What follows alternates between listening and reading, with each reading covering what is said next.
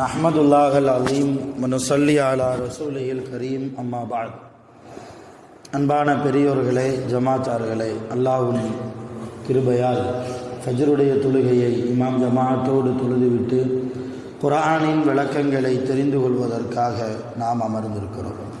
ரப்பு சுப்ஹானஹு வ தஆலா நம்முடைய எல்லா அமல்களையும் பரிபூரணமாக கபூல் செய்வானாக.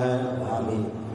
உடல் ஆரோக்கியத்தோடு, ஆஃபியத்தோடு, மன ராஹத்தோடு, மகிழ்ச்சியோடு உலகத்தில் வாழ்வதற்கு அல்லாஹ் அருள் செய்வானாக. ஆமீன்.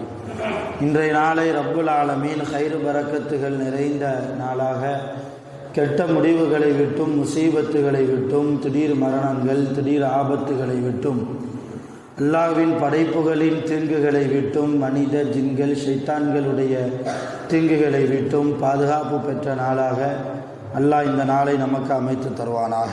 ஆமீன். சங்கையானவர்களே, வத்தீனி வஸ்ஸைத்தூன் என்கிற சூறாவை கடந்த 2 நாட்களாக இந்த சூறாவில் உள்ள ஆயத்துகளின் விளக்கங்களை, அர்த்தங்களை நாம் தெரிந்து வருகிறோம். அல்லாஹ் இந்த சூறாவில் மனிதர்களை அழகான அமைப்பிலே நான் படைத்திருக்கிறேன், ஈமான் கொண்டவர்கள், நல்ல அமல்கள் செய்தவர்களை தவிர மற்ற எல்லா மனிதர்களையும் நான் தாழ்ந்தவர்களிலும் மிக தாழ்ந்தவர்களாக அவர்களை நான் மாற்றி விடுகிறேன் என்று அல்லாஹ் சொல்லுகிறார். 7வது வசனத்தில் அல்லாஹ் ஃபமா யுகذிபுக பஅது பித்தீன், எனவே இந்த இஸ்லாம் வந்ததற்கு பின்னால், சத்திய கொள்கை, சத்திய மார்க்கம், நேரான பாதை உங்களுக்கு தெரிந்ததற்கு பின்னால் இந்த தீனை கொண்டு உங்களை எது பொய்ப்படுத்துகிறது? இந்த இஸ்லாம் என்பது பொய், ஈமான் என்றெல்லாம் ஒன்றும் கிடையாது, முஹம்மது நபி சொல்வது அது, அவர் ஒரு கவிஞர், அவர் ஒரு சூனியக்காரர், அவர் ஒரு ஜோசியக்காரர் என்றெல்லாம் முஹம்மது நபியை திட்டி இந்த ஈமானை, இந்த தீனை நீங்கள் பொய்ப்படுத்துகிறீர்களே, அப்படி பொய்ப்படுத்துவதற்கு என்னதான் காரணம் என்று அல்லாஹ் கேட்கிறார். யாரை பார்த்து? ஈமானை எதிர்ப்பவர்களை பார்த்து, ரசூலுல்லாஹ்வுடைய எதிரிகளை பார்த்து, இஸ்லாத்தினுடைய எதிரிகளை பார்த்து அல்லாஹ் கேட்கிறான். ஃபமா யுகذிபுக, எது உங்களை பொய்ப்படுத்துகிறது? பஅது, இந்த தெளிவான கொள்கை வந்ததற்கு பின்னால், சத்திய மார்க்கம் வந்ததற்கு பின்னால், பித்தீன், இந்த தீனை கொண்டு, இந்த தீனை ஏற்றுக்கொள்வதற்கு எது உங்களை பொய்ப்படுத்துகிறது என்று அல்லாஹ் கேட்கிறார். கடைசியாக ஒரு கேள்வியை கேட்டு அல்லாஹ் இந்த சூறாவை முடிக்கிறான். அலைஸல்லாஹு பி அஹ்கமில் ஹாக்கிமீன், தீர்ப்பு வழங்கக்கூடியவர்களிலேயே மிக சிறந்த தீர்ப்பாளனாக அல்லாஹ் இல்லையா என்று அல்லாவை பற்றியே கேள்வி கேட்டு அல்லாஹ் இந்த சூறாவை நிறைவு செய்கிறார். அல்லாஹ் அஹ்கமுல் ஹாக்கிமீன், அவன் நியாயவான், அவன் நீதமானவன். உலகத்தில்தான் மனிதர் இன்னொரு மனிதனுக்கு தீங்கு செய்வான், அநியாயம் செய்வான், அட்டூழியம் செய்வான், இல்லையா?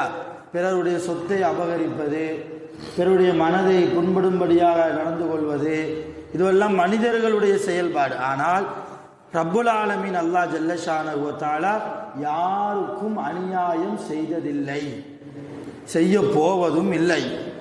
அல்லாஹ்வுடைய இலக்கணங்களில் இதுவும் ஒரு முக்கியமான இலக்கணம். அல்லாஹ்வுடைய தன்மைகளில் இது முக்கியமான ஒரு தன்மை. அல்லாஹ் நீதமானவன்.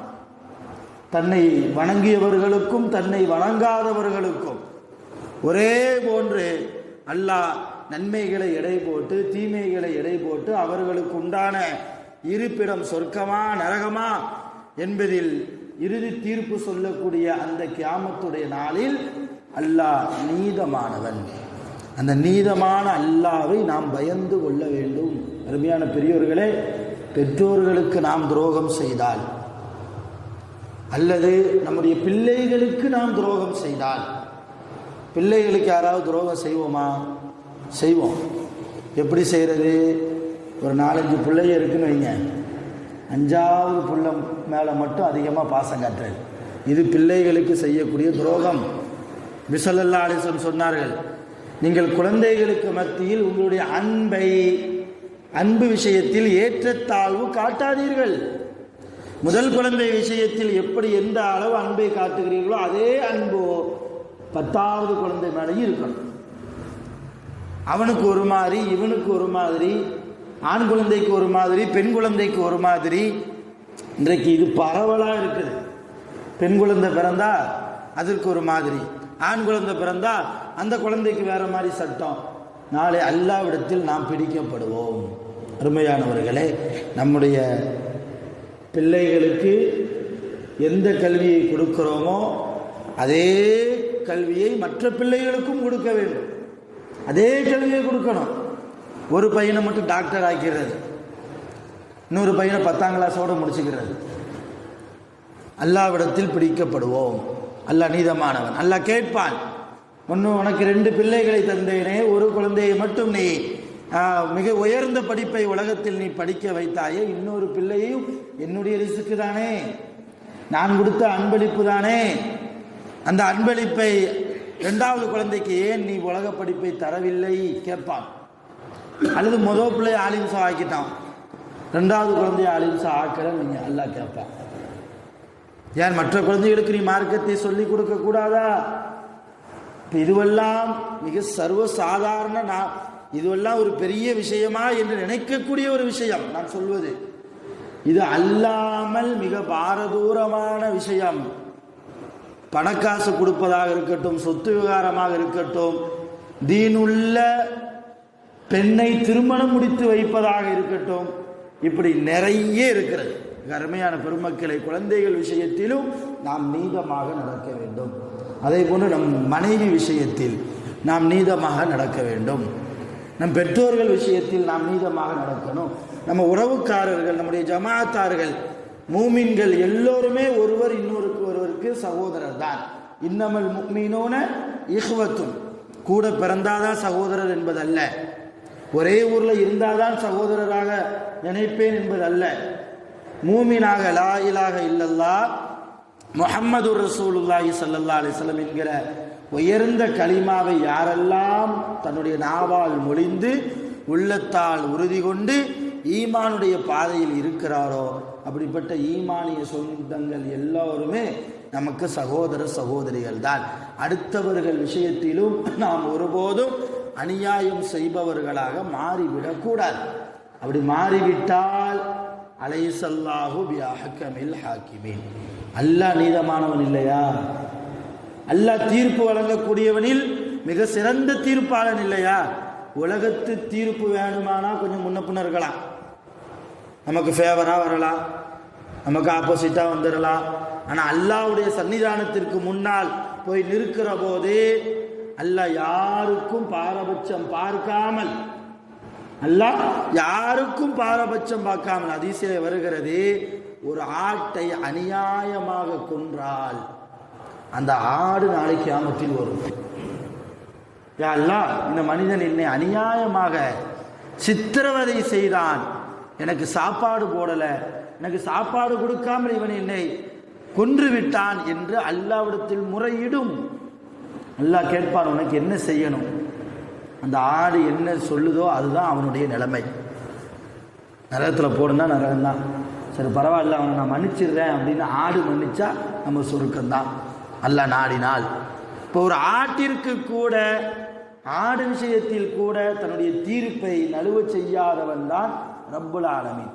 அப்போ அந்த அஹ்கமுல் ஹாக்கிமீனாக இருக்கக்கூடிய ரப்புல் ஆலமீன் அல்லாஹ் ஜல்லஷானஹு தஆலாவை ஒவ்வொரு நிமிடமும் நாம் நினைத்து பார்ப்பதற்கு, அவனுடைய குதிரத்தை, அவனுடைய வல்லமையை, அவனால் நமக்கு வழங்கப்பட்ட அருள் கொடைகளை, இல்லையா, இந்த உலக வாழ்க்கையே மிகப்பெரிய அருள் கொடை நமக்கெல்லாம். உண்மையிலேயே உள்ளபடியே உலகத்தில் எங்கெங்கெல்லாமோ என்னென்னலாமோ நடக்குது. ஆனால் இங்கே நாம் சுதந்திரமாக, சந்தோஷமாக, மனராகத்தோடு, மகிழ்ச்சியோடு, யாருடைய தீங்குதலும் இல்லாமல் நல்ல முறையில் தொழுகிறோம், நல்ல முறையில் குர்ஆன் ஓதுகிறோம், நல்ல முறையில் சம்பாதிக்க செல்கிறோம், குடும்பத்தை காப்பாற்றுகிறோம், சாப்பிடுகிறோம், உறங்குகிறோம், நிம்மதியான தூக்கத்தை அல்லாஹ் தந்திருக்கிறான், இல்லையா? நிம்மதியான தூக்கத்தை அல்லாஹ் தந்திருக்கிறான். இது மிகப்பெரிய அருள் கொடை. இந்த அருள் கொடைகளுக்கெல்லாம் அல்லாஹ் துருவி துருவி நம்மிடத்தில் இதற்காக நீ என்ன செய்தாய், எனக்கு நீ என்ன செய்தாய், உனக்கு எதையெல்லாம் தந்தேன் என்று அல்லாஹ் பட்டியல் போட்டு சொல்லி எனக்காக இதற்கு நீ என்ன செய்தாய் என்று ஒரு கேள்வி கேட்டுவிட்டால் நம்முடைய நிலைமை என்ன? நாம் அல்லாஹ்வுக்காக என்ன செய்திருக்கிறோம்? தொழுதிருக்கிறோன்னு சொல்லலாம். ஆனால் தொழுகை என்பது நிய்யத்தில் அல்லாஹ்வுக்காக தொழுகிறேன்னு நிய்யத்து வைக்கிறோம். யா அல்லாஹ் ஃபஜ்ருடைய 2 ரக்காயத்தை கிப்லாவை முன்னோக்கி இமாமை பின்தொடர்ந்து அல்லாஹ்வுக்காக தொழுகிறேன் நிய்யத்தோடு அப்படி வைக்கலாம். ஆனால் நம்ம தொழுதாலும் தொழாட்டாலும் அல்லாஹ்வுக்கு லாபமா நஷ்டமா? நான் தொழுகிறேன், அல்லாஹ்வுக்கு ஏதாவது லாபமா? அல்லது நான் தொழாமல் தூங்கி இருக்கிறேன், அல்லாஹ்வுக்கு ஏதாவது நஷ்டமா? அவனுக்கு எந்த லாபமும் கிடையாது, எந்த நஷ்டமும் கிடையாது. தொழுகை நமக்காகத்தான் தொழுகிறோம், நம்முடைய சுயநலத்துக்காகத்தான் தொழுகிறோம். நாளை கியாமத்தில் அல்லாஹ் நம்மை பிடித்து விடக்கூடாது என்பதற்காக தொழுகிறோம். நரகத்திற்கு போய்விடக்கூடாது என்பதற்காக, சொர்க்கத்துக்குள்ளே போகணுமே என்பதற்காக தொழுகிறோம். இப்போ எல்லாமே சுயநலத்துக்காகத்தான் நாம் செய்து கொண்டிருக்கிறோம். அல்லாஹ்வுக்காக என்ன செய்தோம்? அருமையானவர்களை, குறைஞ்சபட்சம் அல்லாஹ்வுடைய அடியாறுகளுக்கு நாம் உதவி செய்யணும். இதுதான் அல்லாஹ்வுக்கு செய்யக்கூடிய உதவி.